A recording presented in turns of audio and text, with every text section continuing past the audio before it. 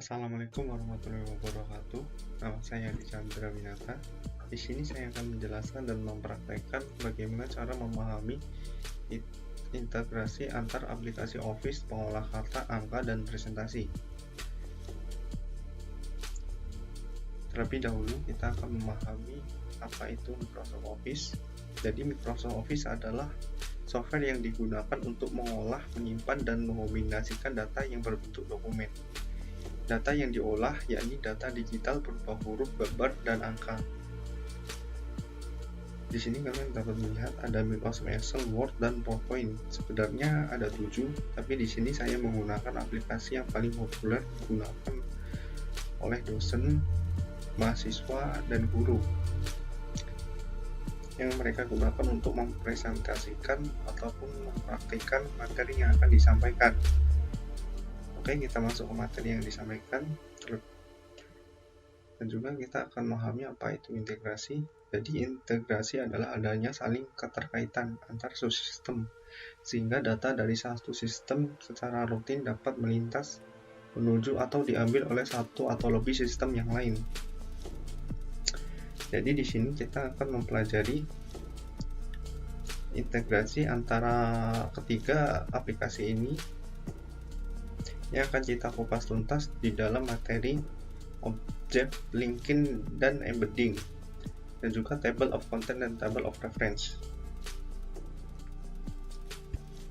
Di sini saya sudah menyiapkan dokumen Excel dan juga Word untuk mengetahui perbedaan objek, linking, dan embedding. Langsung saja kita menuju dokumen Excel. Di sini kalian bisa melihat tabel, ada kolom nomor, nama, dan juga pendidikan. Kita drag dari semuanya keseluruhan tabel. Kita klik kanan, klik copy, kita menuju ke dokumen Word. Di sini di bagian menu home kita klik paste spesial. Nah, di sini ada dua bagian, yaitu paste dan juga paste link. Yang pertama adalah paste atau paste biasa ya. Di sini paste di sini bersifat embedding, paste link bersifat linking. Nah, apa perbedaannya? Langsung saja kita kupas dan praktikkan. Kita pilih dulu Microsoft Excel Worksheet Object, klik OK. Nah, sekilas di sini tabelnya terlihat biasa saja, seperti tabel yang kita buat melalui fitur Insert Table. Tetapi jika saya klik dua kali di sini, maka tabelnya akan otomatis terintegrasi dengan tabel yang sudah kita buat tadi di Excel. Tetapi ini hanya bersifat menaukan karena embedding. Oke, langsung kita buat saja tabel yang kedua yang bersifat linking. Di sini kita pastikan dulu ya. Kita masih pastikan dulu objek masih mengcopy. Kita klik paste spesial, paste link, Microsoft Excel, klik OK. Nah, sekilas kedua tabel ini terlihat sama, tapi yang kedua bersifat link. Jika saya klik dua kali, maka tabel ini akan menuju ke sumber halaman, sumber tabel yang kita buat tadi di Excel. Kita akan coba. Nah kan, kenapa? Karena bersifat link. Karena objek yang tabel kita buat tadi bersifat link, jadi ketika kita mengklik dua kali, maka tampilannya akan langsung menuju ke sumbernya. Perbedaannya lagi antara objek embedding dan linking. Nah, tadi kan ini embedding bersifat menaukan. Kita coba untuk mengubah kolomnya menjadi warna orange. Nah, ketika kita buka di sini, maka tidak akan terjadi apa-apa, karena cuman embedding itu bersifat menaukan. Nah, Nah, sedangkan ketika kita ubah kolom yang ada di objek linkin,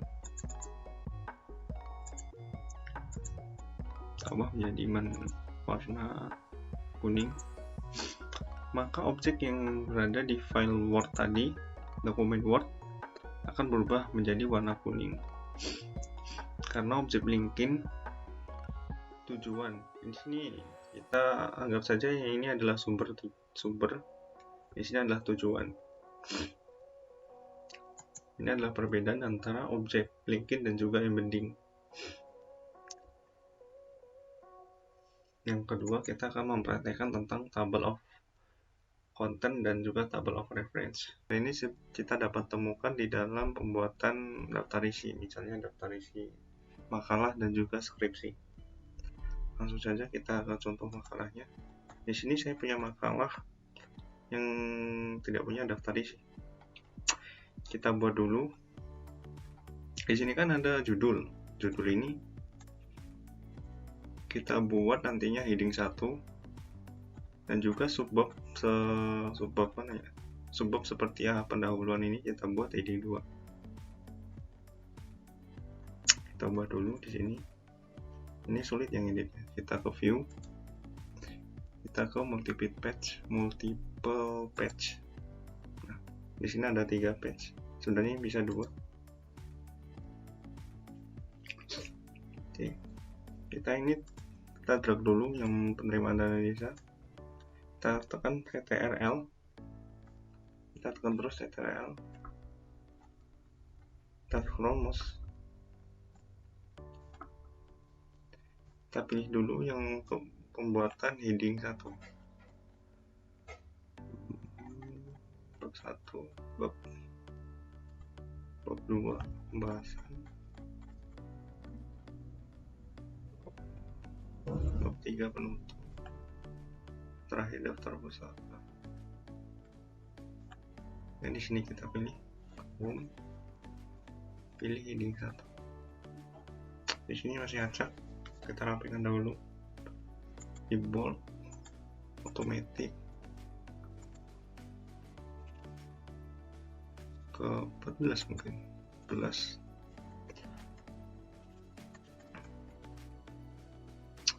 Di sini layout 12 kita ubah ke 6. Kurang 6 masih kita kosongkan aja. Nah, kita kosongkan. Ini ubah Times New Roman, kita ubah ke tengah.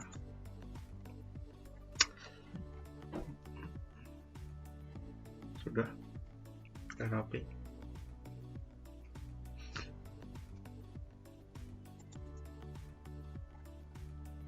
Nah, kita buat yang pendahuluan atau subbabnya.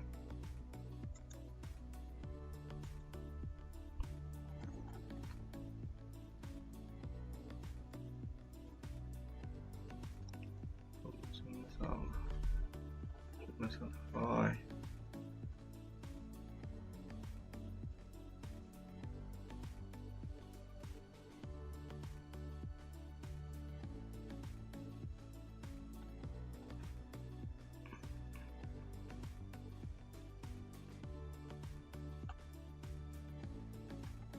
Hilang enggak? Hilang dong. Kita ulang lagi. Hati-hati dalam pembuatan subbab ini paling sulit sebenarnya.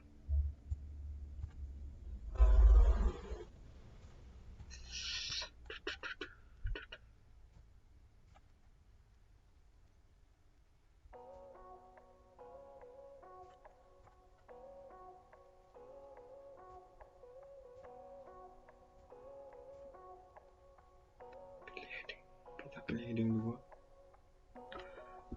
Kita rapikan di sini. 12 automatic. Ini ada yang hilang nih.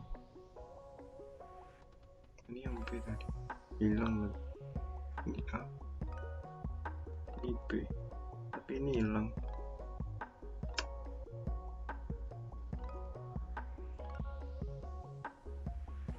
Oke, nggak apa.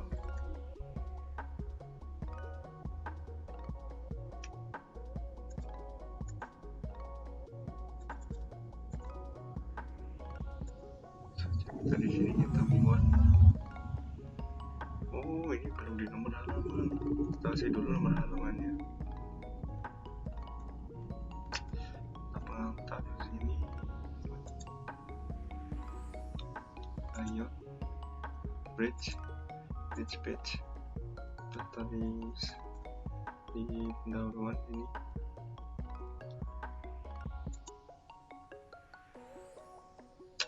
Page.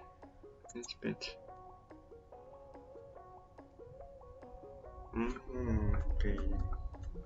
Ini karena enggak ketika membuat ini, kita buat ke batasan dulu bab 1. Nah sini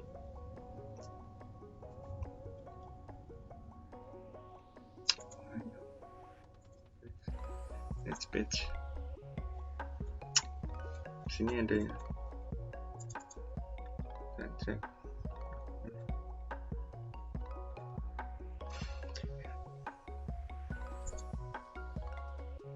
Page number, bottom page. Buat itu.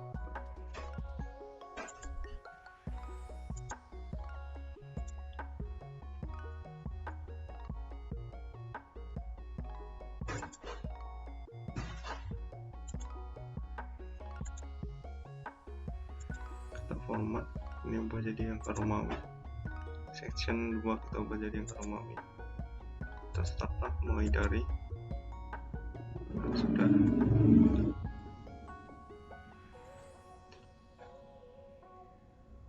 Sini kita page number, format page number, kita mulai dari kelas 1. Oke.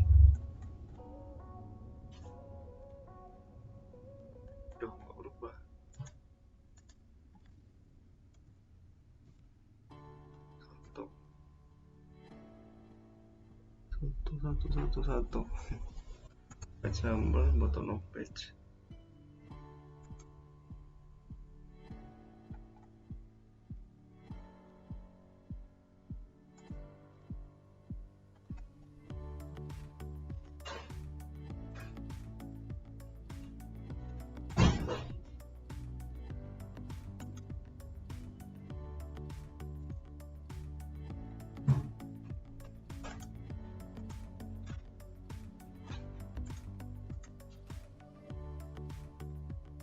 Sudah